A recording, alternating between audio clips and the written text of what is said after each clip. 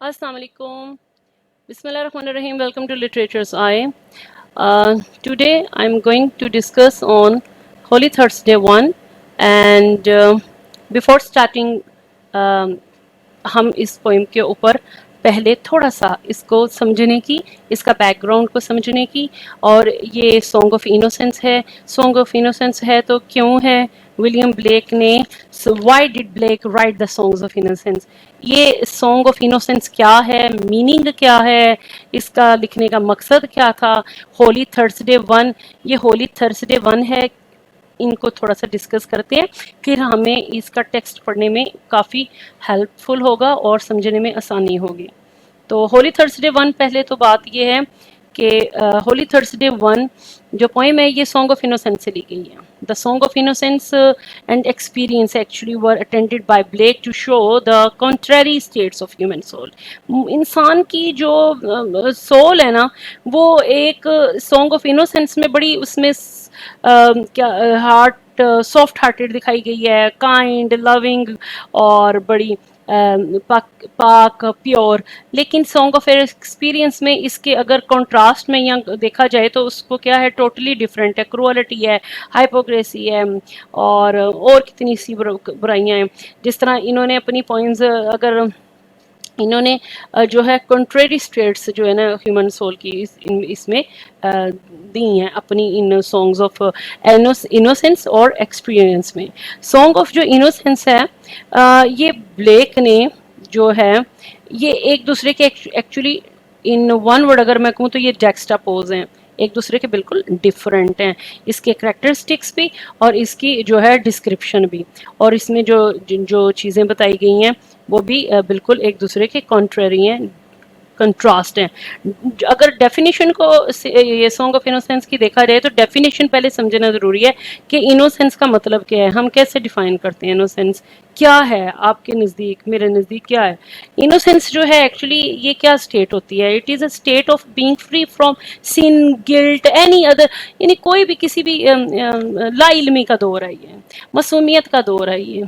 तो इसमें जो है बाकी बुराइयों से इंसान बिल्कुल टोटली 110% बचा होता है। तो ये जो होली थर्सडे है 1, इसका आपको इसकी कॉन्ट्रेरी स्टेट भी मिलेगी, वो होली थर्सडे 2 में उसने जो है विलियम ब्लेक जो हमारे पोइट हैं डिस्कस की गई हैं। तो ये सॉन्ग्स ऑफ इनोसेंस जो हैं ये प्रिंटेड कब हुए थे, ये 1789 में इसका वॉल्यूम जो है प्रिंट किया गया था। और एक बात और याद मैं इधर पॉइंट आउट करना चाहूँगी, I want to add one more point here कि ये उस वक्त जब उनकी बुक 1789 में पब्लिश हुई या प्रिंट हुई तो इसमें एक और खूबी थी, एक और क्वालिटी थी जो शायद इससे पहले की जितनी लिटरेचर है उसमें अमूमन नहीं थी पाई जाती। क्यों, ये टाइम पीरियड याद रखना है, कौन सा रेवोल्यूशनरी दौर भी था और फ्रेंच रेवोल्यूशन भी थी, इंडस्ट्रियल रेवोल्यूशन भी थी, मशीनी दौर भी आ गया हुआ था। ठीक है, तो उसमें क्या था कि इसमें डेवलपमेंट जहाँ इंडस्ट्रीज़ में हो रही थी, सोसाइटी में हो रही थी, मशीनरी भी और आई काफ़ी, और न्यू टेक्नोलॉजीज़ भी आई, तो उसमें इनकी जो ये वाली सॉन्ग ऑफ इनोसेंस है ये जो है छप कर जब आई या शाया होकर आई या जब ये प्रिंट होकर आई तो ये इट वाज थ्रू पिक्चर्स, जो कि उस टेक्स्ट को जो है टेक्स्ट के साथ स्केचेस भी थे। आपने देखा होगा कि ये खुद एक पेंटर भी थे, पेंट भी करते थे, प्रिंट मेकर भी थे और एनग्रेवर थे, और स्केचेस इन्होंने खुद बनाए हुए हैं अपनी कई फॉर्म्स के साथ। जैसे मिसाल के तौर पे सिक रोज़ को दें तो आप देखेंगे वो सिक रोज़ जो है उसके साथ भी इन्होंने पेंटिंग की हुई है, पॉइजन ट्री के साथ भी की हुई है, तो टाइगर के साथ भी टाइगर बनाया हुआ है, यानी खुद ही तस्वीर कशी भी करते थे ना, समझने में एग्जाम्पलीफाई करने में आसानी हो जाती है। तो ये मेरे ख्याल में इसलिए क्योंकि इंडस्ट्रियल रेवोल्यूशन और इतनी तरक्की मशीनी दौर शुरू हुआ, 1760 की बात है, ये इंडस्ट्रियल जो रेवोल्यूशन पीरियड है। तो उस वक्त फिर ये जो इनकी पोएट है ये कब शाया हुई, 1789 में, तो उसमें फिर ये तरक्की की जो उस वक्त सोसाइटी में या इंग्लैंड में जो तरक्की हो रही थी वो इधर भी देखने में आई। इधर भी हुई। अच्छा, होली थर्सडे जो है ना is a poem by William Blake, और इसमें जो है वो डिपिक्ट करते हैं हम उसको देखेंगे कि कैसे वो ड्रामेटिकली हमें सिचुएशन बताते हैं अपने दौर की, अपने इरा की, अपने टाइम की, कि वो इतनी अच्छे तरीके से उसको डिपिक्ट करते हैं, उसको अपनी पोएम को नरेट करते हैं कि हमारे सामने वो दौर आ जाता है, वो सोसाइटी आ जाती है, वो इरा आ जाता है।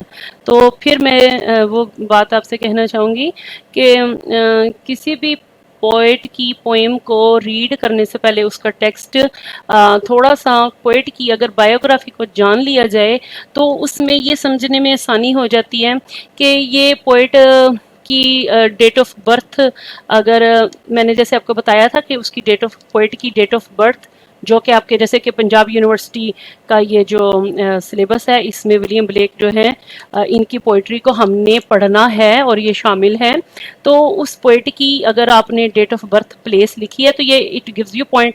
इसके अलावा ये है द मोस्ट इम्पॉर्टेंट थिंग, वो जो पोइट की एज होती है, जैसे मैंने बताया, हमें पता लग जाता है कि उस टाइम पीरियड में क्या क्या चल रहा था, क्या क्या तब्दीलियां रूनुमा हो रही थी। तो इधर विलियम ब्लेक जो है 1757 इनकी डेट ऑफ बर्थ है और ये इंग्लिश पोइट है। लंदन में इनकी लंदन में इनकी बर्थ हुई और जो है 18th सेंचुरी से इनका ताल्लुक है। रोमांटिक एज के ये पोइट हैं, रोमांटिक एज के ये पोइट हैं। रोमांटिक एज के बारे में भी मैंने आपको इसके करेक्टरिस्टिक बता दिए थे कि मेहरबानी कीजिएगा ये रोमांटिक एज ये मत समझ लीजिएगा कि वो रोमांटिक एज यानी कि उस वक्त romance romance romance is everywhere, ऐसा कुछ नहीं है। करेक्टरिस्टिक और जो रोमांटिसिज्म के मैंने पहली वीडियो में भी बताए हैं वो ये थे कि ये ऑन द दिस इरा क्या था, उस वक्त क्या था, actually emphasis on the individualism and subjectivity. और क्योंकि क्लासिकल जो पीरियड था उसमें ये चीज़ नहीं थी, उसमें ऑब्जेक्टिविटी पर एम्फोसिस था। ठीक है, इसमें जो है रोमांटिसिज्म में क्या आ गया, सब्जेक्टिविटी पे आ गया emphasis. Then these poets actually emphasis on beauty and poetry of nature, nature के से मोहब्बत, खूबसूरती, इसको डिस्कस करते हैं, जैसे जॉन किट्स ने भी बहुत किया है और बाबा की रोमांटिक पोइट्स ने किया है। ये भी नेचर को ही पसंद करते थे, इसीलिए ही ऑलवेज फेवर्ड फ्रीडम। वो कहते थे जिस तरह इंसान जो है पैदा हुआ है बिल्कुल फ्री, तो इसी तरह वो फ्री ही रहना चाहिए, उसको फ्रीडम मिलनी चाहिए, उसको क्यों स्लेव बना रहे हो। फ्रेंच रेवोल्यूशन के इसीलिए वो अगेंस्ट थे और उन्होंने उसमें जो है पार्ट भी लिया था। अच्छा, और ये जो चीज़ है ना, ये फ्रेंच रेवोल्यूशन पीरियड, ये भी आपको इनकी पोइट्री में ना पढ़ने से पता चलता है कि ये उसके खिलाफ थे, टोटली अगेंस्ट थे, क्योंकि इंसान की आज़ादी के हक में थे। फिर ये जो रोमांटिक पोइट्री हैं ये इसमें क्या डिस्कस करते हैं, ये इमोशन, बड़े इमोशनल होते हैं, अपनी फीलिंग्स बताते हैं। तो ये अभी जिस तरह हम होली थर्सडे 1 को पढ़ेंगे तो इसमें आप देखिएगा कि ये भी इमोशनल भी हो जाते हैं, कई जगह इनकी फीलिंग्स आपको रिवील करते हैं। वो बताते हैं कि वो चाइल्ड लेबर के बिल्कुल खिलाफ हैं, वो चिल्ड्रन मासूम बच्चों से मोहब्बत रखते हैं बेपनाह, और उनको एडवोकेट करेंगे इधर वो होली थर्सडे 1 में। अब अभी चलते हैं, देखिएगा। तो नेचुरल गुडनेस ऑफ मैन को ये मानते हैं, ठीक है। और ये जो रोमांटिक पोइट है, ये रोमांटिसिज्म है ना, ये सुपर नेचुरल चीज़ों को भी बहुत डिस्कस करता है। मिडीवियल एज से थोड़ा मिलता है लेकिन क्लासिकल के बिल्कुल ऑपोजिट है। तो ये इनकी है लिटिल बायोग्राफी। ये पॉइंट्स बहुत ज़रूरी हैं, ये इनके कोई भी पोइट आए, सॉरी कोई भी इनकी पोएम आए तो ये पॉइंट ज़रूर डालिएगा, ये आपको पॉइंट देते हैं। और इन पॉइंट्स को अगर आप मद्देनजर रखेंगे तो इनकी पोइट्री को, इनकी टेक्सचुअल लाइंस जो हम ये भी पढ़ेंगे, ये हमें बड़ी मदद मिलेगी, बड़ी मददगार साबित होंगी। चलें अब हम शुरू करते हैं स्टैंजा नंबर 1। तो स्टैंजा नंबर 1 में, stanza number 1, the basic thing I want to tell you that the Holy Thursday 1 जो इनकी पोएम है वो जो है एक सिंपल पोएम है। अब अंदर लेकिन इसके अंदर बहुत इन्होंने एक्चुअली स्टायर किया है अपनी उस वक़्त के चर्च को, चर्चिस को, प्रीस्ट को, अपने रिलीजन को, इवन सोसाइटी को जो है इल्ज़ाम दिए हैं उन्होंने, और क्या कहते हैं, इल्ज़ाम मुजरिम ठहराया उन्होंने इवन, कि आप क्योंकि वो क्या है, लंदन क्या कंसिडर होता है, एक बहुत रिच प्रोस्पीरियस कंट्री, लेकिन क्या है उस कंट्री में कि बच्चों के साथ उनको लेबर बना के उनके ऊपर जुल्म किया जा रहा था। ठीक है, इनकी चिमनी स्वीपर भी थोड़ी सी काफ़ी हद तक इसी से ही मिलती जुलती है, उसमें आपको, उस पर हम बाद में डिस्कस करेंगे। अच्छा, ये होली थर्सडे जो है, इसका मैं आपको छोटा सा इंट्रोडक्शन दूं। इज अ फेमस पोएम है, Holy Thursday is his famous poem that Blake wrote in this poem, songs of innocence से जो ली गई है। इट रिप्रेजेंट, यहाँ पे हमें बताया जाएगा एक सेरेमनी हो रही है, it represent a ceremony known as Ascension Day. क्या मतलब हुआ, इंग्लैंड में जैसे हर एक मज़हब ने कोई अपने दिन रखे होते हैं ना, हॉलीडेज रखे होते हैं, जैसे हमारे में अक्सर कहा जाता है जुमेरात को जो है जुम्मा मुबारक है हमारे, और जुमेरात को भी जो है मुबारक समझा जाता है, और इसी तरह दूसरे रिलीजन में भी। लेकिन यहाँ पे बात हो रही है क्रिश्चियनिटी की, तो इंग्लैंड की, तो यहाँ पर क्या है, होली थर्सडे, थर्सडे उनका होली दिन है। और ये किस तरह है कि वो कहते हैं कि जो जीसस क्राइस्ट है ना, उनके एनिमीज ने उनको क्रोसिफाई किया था, उनको सूली चढ़ाया था, तो इस दिन को वो सेलिब्रेट करते हैं, ये सारे क्रिश्चियन जो है ना, टू रिमेम्बर द क्राइस्ट। उस दिन को वो इसलिए याद करते हैं, सेरेमनी करते हैं। अच्छा, तो इस दिन ये होली थर्सडे है लंदन, इधर इंग्लैंड में, और यहाँ पे प्यारे प्यारे मासूम छोटे छोटे इनोसेंट बच्चे, ऑर्फन्स, यतीम बच्चे या पुअर भी कह सकते हैं, बच्चों को इकट्ठा किया जा रहा है, किया गया है, सजा के तो उनको लेके जाया जा रहा है। चलें अब इसकी लाइन पढ़ते हैं, फिर ज़्यादा समझ आएगी। इट वॉज, टी लिखा हुआ है लेकिन इसको इट पढ़ेंगे। It was on a holy Thursday, their innocent faces clean, the children walking two and two in red and blue and green. Grey-headed beadles walked before with wands as white as snow, till into the high dome of Paul's they like Thomas water flow. अच्छा, ये जो ये सिर्फ Holi Thursday में description नहीं बताई जा रही ऑर्फन्स की एक्टिविटीज़ के बारे में, या असेंशन डे, ये बहुत बड़ा स्टायर है, और यहाँ पे क्रिटिसाइज किया गया है पैथेटिक एटीट्यूड के ऑफ चैरिटी ऑर्गेनाइजेशंस, जैसे अमूमन आपने देखा होगा करती हैं। तो यहाँ पे क्या कहा गया कि it was only Thursday, there innocent faces clean.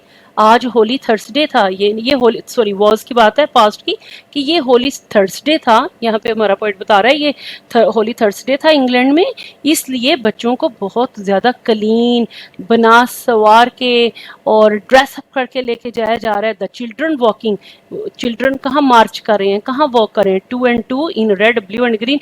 अच्छा, यहाँ पे उन्होंने ना आपको डिपिक्ट किया है, ये मैंने आपको बताया ना था, ड्रामेटिकली वो डिपिक्ट करते, डिस्क्रिप्शन देते हैं।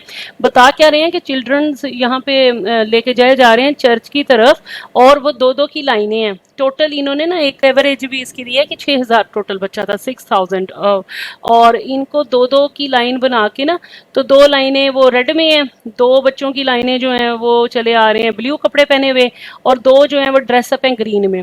तो इस तरह ये खूबसूरत बच्चे बड़े बोल्ड कलर्स में ये आ रहे हैं। ये ऑर्फन्स हैं, ये यतीम हैं, कुछ इनमें से गरीबों के भी बच्चे हैं, कुछ गरीब हैं। तो वो इन बोल्ड कलर्स में, बोल्ड कलर हमेशा अट्रैक्ट करते हैं ना, और खुशी का आंसर जो है उससे मतलब देते हैं। तो वो बताया जा रहा है कि वो जाए जा रहे हैं, मार्च की लेके जाए जा रहे हैं। ग्रे हेडेड बीडल्स, बीडल्स का मतलब है ऑफिसर्स, उस वक्त के जो उनके बड़े वाइज इंटेलेक्चुअल जो ऑफिसर्स थे, ग्रे हेडेड यानी कि wise grey headed, walked before with wands, वो उनके आगे चल रहे हैं, किन के, बच्चों के आगे चल रहे हैं। क्यों? विद वांड्स, स्टिक के साथ। ये वांड्स होता है वो लंबी वाली जो स्टिक होती है, तो वो छोटी स्टिक नहीं, लंबी वाली स्टिक के साथ चल रहे हैं। एज वाइट एज स्नो, वो इतनी सफ़ेद है जैसे कि बर्फ़ होती है। यहाँ पे अब गौर से देखिएगा कि एक बात याद रखिएगा कि ये जो होली थर्सडे 1 है, इट कंसिस्ट ऑन 3 स्टैंजास तीन इसके स्टेंजाज हैं और ईच स्टेंजाज में हमें 4 लाइंस मिलती हैं। और इसके अंदर ये जो रोमांटिक पोइट है, ये रोमांटिक जो पोइट हैं ये सिमिलीज बहुत यूज़ करते हैं, सुपरनेचुरल एलिमेंट्स भी डालते हैं। अच्छा, राइमिंग स्कीम जो है इसकी ये भी समझ लीजिएगा। It was on Holy Thursday innocent faces clean, N last word N है, दूसरी लाइन सेकंड लाइन में देखें एन है, तो ये ए और डब्ल्यू डब्ल्यू थर्ड वन और fourth one line W W B A B की ये जो है राइमिंग की इसकी ये पोइम की स्कीम है।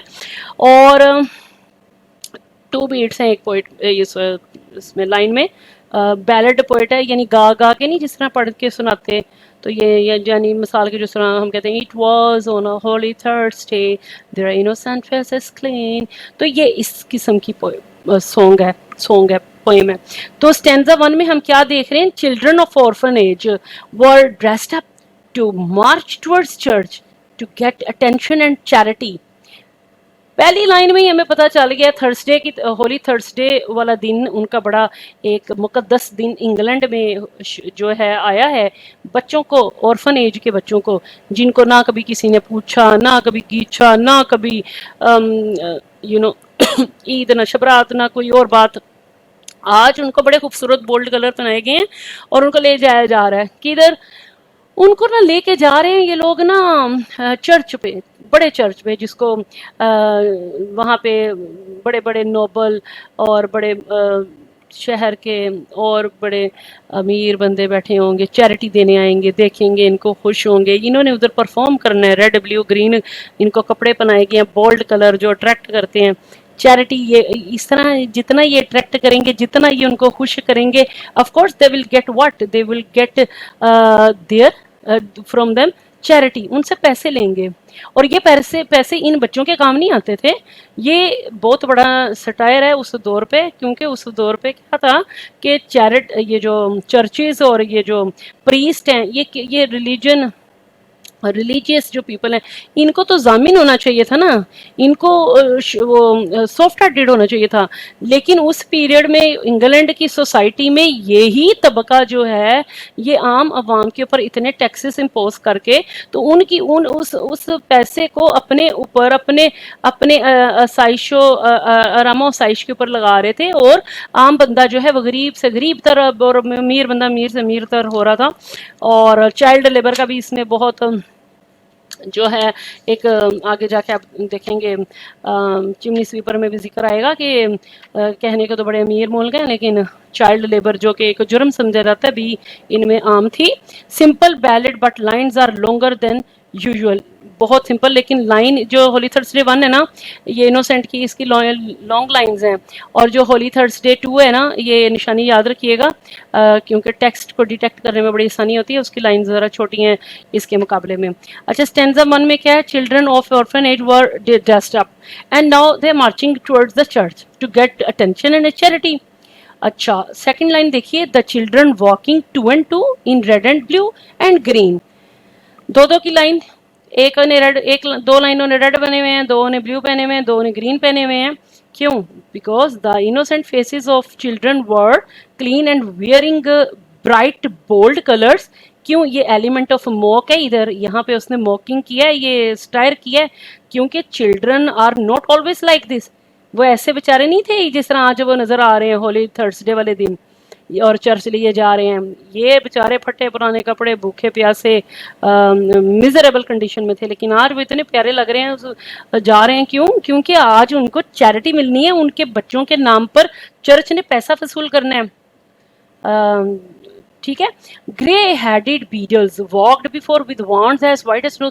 अच्छा, यहाँ पे देखिए स्टाइल से भरपूर बड़े ये है कि उसमें ग्रे हेडेड बीडल जो ऑफिसर्स हैं, बीडल्स यानी ऑफिसर्स हैं, ग्रे हेडेड आप कह लेंगे, इंटेलेक्चुअल भी कह सकते हैं, ग्रे हेडेड का मतलब बूढ़े भी कह सकते हैं या एजड भी कह सकते हैं, उम्रें गुजारी हुई हैं उन्होंने, बड़े एक्सपीरियंसड हैं।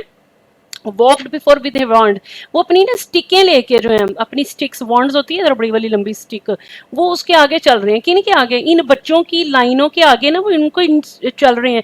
क्यों चल रहे हैं? क्योंकि वो मार्च कर रहे हैं? नो नो नो नो, वो मार्च नहीं एक्चुअली कर रहे। यहाँ पे वो हमें बता रहे हैं कि वो उनको, ये जो बीटल्स हैं, ये जो फीसर्स हैं, ये जो ग्रे हेडेड बड़े वाइज इंटेलेक्चुअल जो आज बड़े काइंड बने हुए हैं, ये उनके आगे उनको इंस्ट्रक्ट कर रहे हैं, उनको डायरेक्ट बता रहे हैं किधर डायरेक्शन में जाना है, किधर जाना है, किस तरह जाना है। सोटियां उनके हाथ में, छोटी भी नहीं, बड़ी बड़ी सोटियां। अच्छा एज वाइट एज स्नो। अच्छा, एज वाइट एज स्नो, ये इधर सिमिली यूज की गई है कि एज वाइट एज स्नो, इतने सफेद जैसे बर्फ। क्या मतलब इसका हुआ? इतने सफेद, इतने सफेद जितनी के बर्फ, यानी कि वो ना ये बीडल्स को इधर उसको पॉइंट आउट किया गया कि वो इतने सख्त हैं, इतने वो सख्त दिल हो गए हुए हैं, उनके खून ही सफेद हो गए हुए हैं, उनको इन पे तरस भी नहीं आ रहा और ना ही वो इन पे रहम खाते हैं।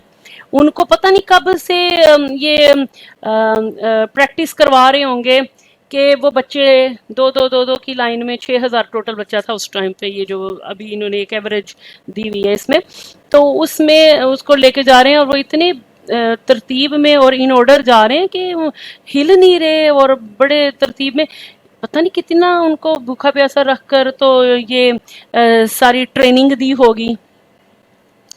Children actually moving, walking swiftly and in order actually towards the church as the river. देखिए उन्होंने बात बड़े मजे की कर दी है ये 4th लाइन में कि till into the high dome of Paul's. कौन से कहाँ जा रहे हैं ये लोग? पाउल्स में, चर्च है ना उसका नाम है, दे लाइक, बड़े चर्च को कहते हैं, लाइक थॉमस वाटर फ्लो। ये उधर अमेरिका, उधर उसका थॉमस रिवर भी फ्लो कर रहा है, बह रहा है। वो कहते हैं इधर फिर वो बताया गया, बच्चे ऐसे चल रहे हैं जैसे थॉमस रिवर नहीं की डायरेक्शन में जा रहा, बच्चे भी इतने ट्रेंड और ट्रेनिंग उनको दी गई है कि वो ऐसे ही जा रहे हैं। तो ये इसका अगर मैं कंक्लूड करूं तो here poet actually trying two point out the deceiving appearances of people. The beadles are pretending to be nice to children to get charity. बड़े अच्छे बने हुए हैं उस दिन, होली थर्सडे वाले दिन, ऑर्फन यतीमों के साथ, या गरीब बच्चे भी हैं इसमें शामिल। तो कुछ उधर मैंने बताया फ्रेंच रेवोल्यूशन भी चल रही थी और क्या कहते हैं उसको, वर्ल्ड वार 1 का भी वो चली थी, तो ये आपस में ये कॉलोनीज बनाने में लगे हुए थे, ये फ्रांस, जर्मनी, ये लोग एक दूसरे को कंपटीशन में थे। तो जंग के लिए वेपन्स तो चाहिए होते हैं, तो टैक्सेस आम आवाम पे इम्पोज करते थे। तो कुछ गरीब पेरेंट क्या करते थे, फिर अपने बच्चे दे देते थे और ये वो बच्चे को बोरो कर लेते थे। पॉवर्टी थी ना, गुर्बत थी। तो ये बताया गया कैसे कंसिडर किया जाता है ना, अमीर मुल्क समझे जाते हैं, तो ये बताने की कोशिश की गई है। अच्छा, ये विलियम ब्लेक ने। अच्छा, तो स्टेंजा 1 जो है वो क्या था, क्लियर हो गया। अब हम स्टेंजा 2 को देखते हैं। स्टेंजा 2 में जो है आप देखेंगे कि विलियम ब्लेक ने जो है नरेट करते हैं और इतनी खूबसूरती से नरेट करते हैं हमारे सामने, वो सारा मंजर, वो सारा ऐसे सामने आ जाता है जैसे हम एक फिल्म नहीं देखते हैं, वो ऐसे सामने आ जाता है। वो कहता है नंबर 2 में, the poet narrates that now children are inside the church. यहाँ पहले में क्या दिखाया गया, बच्चे मार्च कर रहे हैं, वॉक कर रहे हैं, किधर टुवर्ड्स चर्च की तरफ जा रहे हैं। 2 में क्या बताने की कोशिश की गई, बताया है अब ना वो चर्च के, यहाँ पे आपको सीन कौन सा चलने लगा, वो चर्च के अंदर पहुंच गए हैं, कौन? बच्चे। ठीक है, अब पढ़ते हैं इसमें क्या था। Oh what a multitude they seemed, कितने कलरफुल नजर आ रहे हैं, मल्टीट्यूड, रंगीन। दीज फ्लावर्स ऑफ लंदन, ये लंदन के फूल, टाउन। अच्छा, ये वो बता रहे हैं कि देखें, मैंने आपको बताया था कि हमारे जो रोमांटिक पोएट हैं ये नेचर की तारीफ करते हैं, बड़े इमोशनल भी होते हैं। तो यहाँ पर आप देखें कि वो फील कर रहे हैं और उनका दर्द, और ऑफ कोर्स उन पे तरस खा रहे हैं और उनका दर्द महसूस करते हुए जो विलियम ब्लेक है वो कहते हैं that now children are actually inside the church, okay, and they are seated. इतने खूबसूरत लग रहे हैं, इतने खूबसूरत, वो कलरफुल, प्यारे से, मासूम से बच्चे, जैसे कि लंदन के खूबसूरत लंदन के किसी टाउन या कस्बे के या इलाके के फूल नहीं होते हैं, तो वो गार्डन के फूल ही हैं। उनको उनकी मासूमियत की वजह से यहाँ पे किससे रिजेंबल किया गया है? फूलों से। सिटेड इन कंपनीज, सेकंड लाइन देखिएगा, seated in companies they sit with radiance all their own। अब यहाँ पे फिर वही बात आ गई, मैंने आपको स्टैंजा नंबर 1 में बताया था कि उनके आगे जो ग्रे हेडेड बीडल्स या ऑफिसर्स या उनकी जो अथॉरिटी थी ना, उन्होंने उनको इतना ट्रेंड किया हुआ है और उनके वॉन्ड, अपने वॉन्ड्स स्टिक के साथ उनके आगे वो इंस्ट्रक्ट कर रहे थे, तो उन्होंने उनको इतना बच्चों को ट्रेंड कर दिया हुआ है। ऑफ कोर्स भूखे पे ऐसे रख के ही किया होगा। तो ऑर्फन बच्चे थे, पुअर बच्चे थे, तो वो बच्चे क्या करते हैं, जैसे वो चर्च के अंदर जाते हैं ना, उनको पता है उनको कि हमने कहाँ बैठने हैं, और वो खुद ही बैठ गए हैं, इतने ट्रेंड है या इतने इतने फेयरफुल हैं, इतने डरे हुए हैं, इतने खौफजदा हैं वो। ठीक है, the hum of multitudes was there but multitudes of lambs. देखें बड़ी खूबसूरती से हम जो पोएट हैं ना, हमारे रोमांटिक पोएट, हमारे मिस्टिक विजनरी पोएट और सिंबॉलिक पोएट हैं, कितनी प्यारी उन्होंने मिसाल दी। उन्होंने कहा the hum of multitudes was there but multitudes of lamp. Hum का मतलब होता है ये जैसे मरमर नहीं आवाज़ें आती हैं, जैसे उन्होंने ये जैसे लैम्प, भेड़ बकरियां, भेड़, कुछ बकरे तो बड़े ही ऊंचा बोलते हैं, भेड़ की बात है कि वो आराम से जब उनका इकट्ठे हो तो वो ऐसे नहीं बात करते हैं। तो यहाँ पे बता रहे हैं द हम ऑफ मल्टीट्यूड्स, मुख्तलिफ किस्म की मरमर की आवाज़ें आ रही हैं कि, और ये ना उन बच्चों की हैं, वो आपस में इकट्ठे हुए हैं ना, उनको काम पे लगाए रखते होंगे, उनको नहीं रिस्ट्रिक्शंस होंगी, उनको नहीं इकट्ठे गेट टुगेदर करते या मीटिंग करने देते होंगे। तो यहाँ पे इकट्ठे हुए हैं तो वो आपस में थोड़ी थोड़ी छोटी छोटी सी खूबसूरत सी सरगोशियाँ कर रहे हैं ना, आपस में बात कर रहे हैं। तो मल्टीट्यूड्स ऑफ लैम्प ऐसे है जैसे भेड़े नहीं, भेड़े इधर लैम्प का जो है ना, लैम्प ये ना समझिएगा कि उनको जानवरों के साथ मिलाया जा रहा है। यहाँ पे लैम्प को जानवरों के साथ नहीं, उनको बच्चों को मिलाया गया है। एक्चुअली उनको फ्लावर्स के साथ जो है हमारे पोएट ने सिमिलाइज किया है, लेकिन यहाँ पे उनको एक्चुअली बताया गया लैम्प, इधर वो बता रहे हैं कि वो मासूम है और सॉफ्ट हैं, इनोसेंट हैं। तो यहाँ पे उन्होंने ये बताने की कोशिश की गई है कि सेकंड लाइन में कि children sitting by themselves not guided by wands. उस वक्त जब बैठे थे ना, तो उनको गाइड करने की जरूरत नहीं थी, सीखे हुए थे। They are glowing in each other's company, खुश हो गए ना एक दूसरे को मिलके, क्योंकि उनको नहीं मिलने दिया जाता होगा, लेबर का काम लिया जाता रहा है उनसे। चिमनी स्वीपर में आप आगे जाके पढ़ेंगे। This is the purity of these innocent soul, कि वो यहाँ पे पोएट क्या कंपेयर करता है कि चिल्ड्रन को उसने लैम्ब के साथ कंपेयर इसलिए नहीं किया कि वो, आप ये ना समझिएगा कि जानवरों के साथ कंपेयर किया गया, नहीं, उनको मजीद जो है डेलिकेट बताया गया है, खूबसूरती, इनोसेंट, क्योंकि लैम्ब को इनोसेंट भी जो है कंसिडर किया जाता है, और जो है क्या कहते हैं, सॉफ्ट और बेजरर जानवर भी, वाइल्ड जानवर जो है ना नहीं माना जाता। और हियर इन सेकंड स्टेंजा जो हमें सीन जो हमारे सामने है, वो चर्च के अंदर बच्चे दो दो लाइनों में ब्लू रेड ग्रीन में बैठ के हैं, और they are gathered is in multitudes of, और आवाज़ें कैसे आ रही है, बज बज की, जैसे वो आपस में बात कर रहे हैं छोटी छोटी।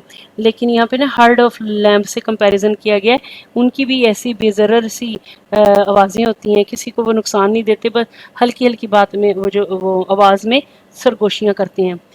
तो here actually जो है poet is actually trying to express the idea that as lambs are innocent and harmless, children are also innocent, and so they are loved by divine। अल्लाह ताला प्यार करता है, गॉड प्यार करता है, अल्लाह ताला प्यार करता है, divine, love bye divine, God से, गॉड उनको प्यार करते हैं। अच्छा, तो यहाँ पे अब हम अगले थर्ड स्टेंजास की अपने स्टेंजा की तरफ चलते हैं। लास्ट स्टेंजा है इस होली थर्सडे 1 पोएम का, 1789 में ये वॉल्यूम जो है पब्लिश किया गया था। और इसके साथ मैंने आपको बताया ना कि विलियम ब्लेक की ये क्वालिटी है कि बड़ा ड्रामेटिकली अपनी पोइट्री को बताते हैं कि हमारे सामने वो सीन चल पड़ता है, वो सोसाइटी आ जाती है। अच्छा, ये इसका लास्ट स्टैंजा है होली थर्सडे 3 का, जिसमें now like a mighty wind they raise to human the voice of song, or like harmonious thundering, the seers of heaven among. Beneath them sit the aged men, wise guardians of the poor. Then cherish pity lest you drive an angel from your door. बड़ी प्यारी उन्होंने बात की है इधर। ये जो है वाइज एरोनिकली जो है ना विलियम ब्लेक ने इधर बात की है कि दीज पीपल एक्चुअली वाइज देवर, ये जो ऑफिसर्स आके बैठे हुए हैं अपनी चेयर्स पे और बच्चे नीचे लाइंस में बैठ गए हैं, बोल्ड कलर पहने हुए हैं, they people actually wise would not wait for a whole year to hear these children sing and help them in return. इतने ये अच्छे बड़े रहम दिल बन के आज बैठे हुए हैं और इन्होंने ये बच्चों ने गाने गाने के लिए now like a mighty wind they raise to human the voice, बच्चों ने ना यहाँ पे परफॉर्मेंस शुरू कर दी है। बच्चे इधर क्या कर रहे हैं, बच्चों ने पहले तो वो मार्च करते हुए स्टैंजा 1 में नजर आए, 2 में क्या नजर आए, वो चर्च के अंदर जाके बेचारे ट्रेंड हुए थे, बैठ गए। अच्छा, 3 में क्या है कि वो अब परफॉर्म करने लगे हैं। परफॉर्म किन के आगे कर रहे हैं, उन बड़े अमीर लोगों के सामने जो कि इनको फिर उसके रिटर्न में पैसे देंगे, चैरिटी देंगे, जो कि सीधी किसकी तरफ जाएगी, चर्च की तरफ या मोनार्क की तरफ, या नोबल और उनसे अमीर अमीर अमीर तर हो रहा था, मैंने बताया उस ज़माने में, और गरीब गरीब तर हो रहा था। टैक्सेस इन्होंने आम आवाम पे इतने इम्पोज किए हुए थे कि वो अपने बच्चे तक उधार दे देते थे, लेबर का भी काम उससे बच्चों से लिया जाता था। तो यहाँ पे क्या बताया गया, और कि बच्चे अब जब गाना शुरू करते हैं ना, अपनी परफॉर्मेंस शुरू करते हैं, तो वो पता नहीं कितने दिनों से भूखे प्यासे थे, तो जब उनकी वॉइसेस निकलती हैं ना, रेज जब वो निकालते हैं, तो उनकी आवाज़ हेवन ऊपर आसमानों तक जाती है। उनका जो गाना है ना, वो उनके पता नहीं उनके उसकी आवाज़ में दर्द, खौफ और शायद एक होप भी कि इसके बदले में आज हमें खाना अच्छा मिल जाएगा या आज हमें आराम मिल जाएगा। तो वो जब वो गाना शुरू करते हैं तो वो ह्यूमन तक आवाज जाती है, और like harmonious thundering the seeds of human among, और उनकी ये जो आवाज़ें हैं ना, जब वो मिलकर गाते हैं तो वो तो आसमानों को भी हिला देती हैं, यानी कि आसमान या जन्नत या जो है हिल जाते हैं। उनकी दर्दनाक या उनकी भूखे पेट की या उनकी तरसी हुई प्यासी गले, खुश्क गलों से वो जो आवाज़ें निकल रही हैं, उनको ट्रेंड करके जो आज गाना गवाया जा रहा है, तो वो फिर एक आम इंसान को या ह्यूमन बींग को क्यों नहीं असर कर रहा, ये जो इतने अमीर लोग बैठे हुए हैं।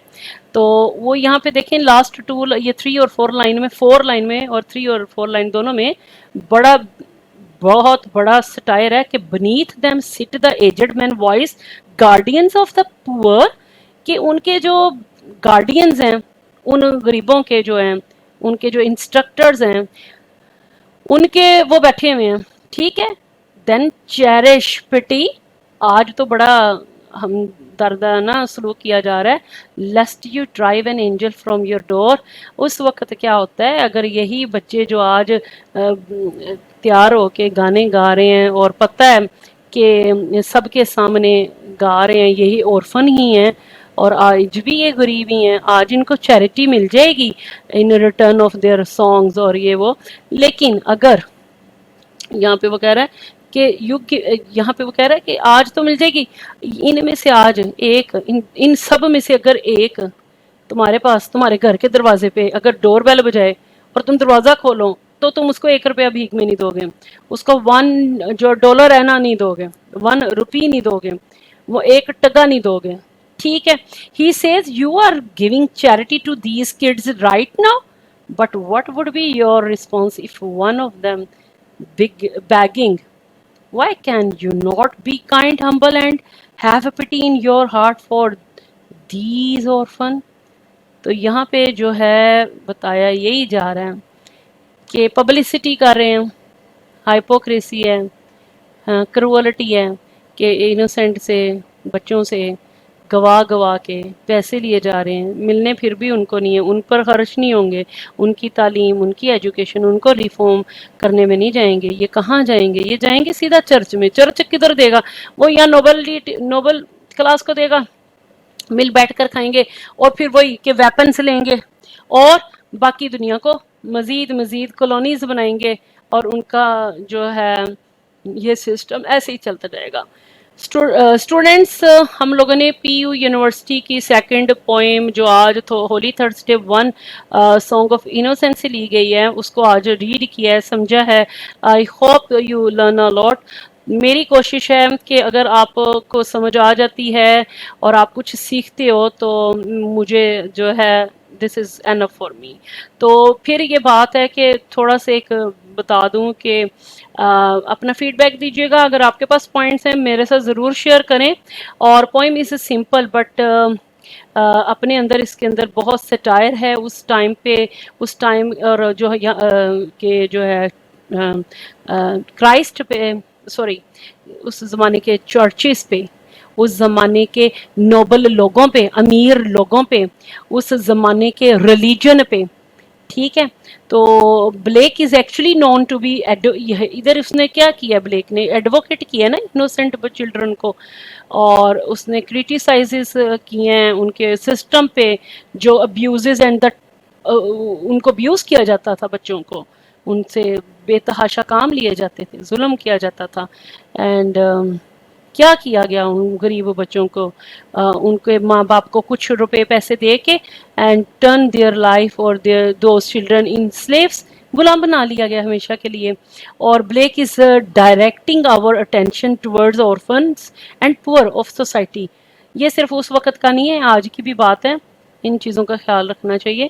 And he also expresses that these angels need our pity and love but we ignore them and don't think और feel their misery. Or in this poem, he mocks the elders that take care of these children. Children are inexperienced and innocent. तो यहाँ पे उनकी भरपूर तरीके से उन्होंने advocate किया और उनकी मिजरेबल कंडीशन को जो है अपनी थ्रू राइटिंग सामने रखा और उनको क्या कहते हैं बताया कि इनको ध्यान करें, ये जुल्म सितम बंद करें। Thank you very much.